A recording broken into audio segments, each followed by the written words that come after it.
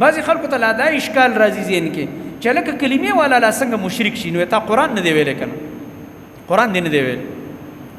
کلمې والا به یو سره د کلمې به مشرک دا زه نه وایم دا به سورة یوسف روچت کی سورة یوسف کې الله رب العالمین فرمایي اخري رکو یې وګوره وما يؤمن اکثرهم بالله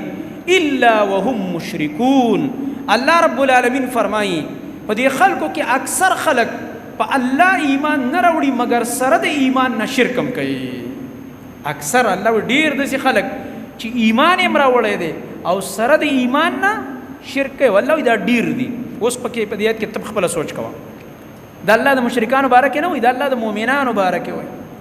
د الله د هغه چا باره کې وایي چې کلمه یې ویلې ده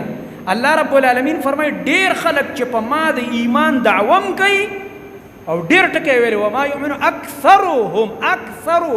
اکثر ټکي ته ګوره ډېر وته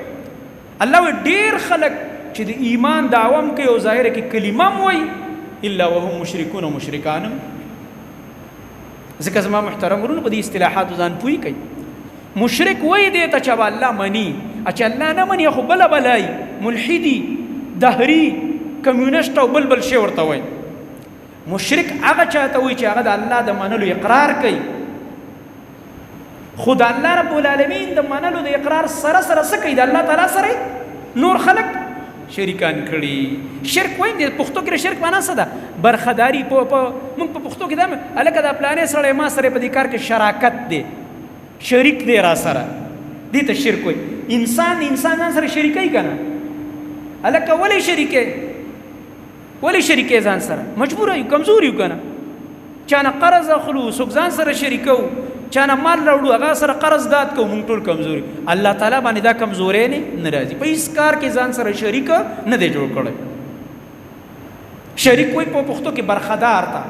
الله د خپل قدرت برخه چاله نه دی ورکړي نو زما محترم ورونو د یاد ساتئ د عقیده برابر اول دا ډیره ضروری خبره ده چې اول مونږ د الله معرفت حاصل ځکه که زمونږ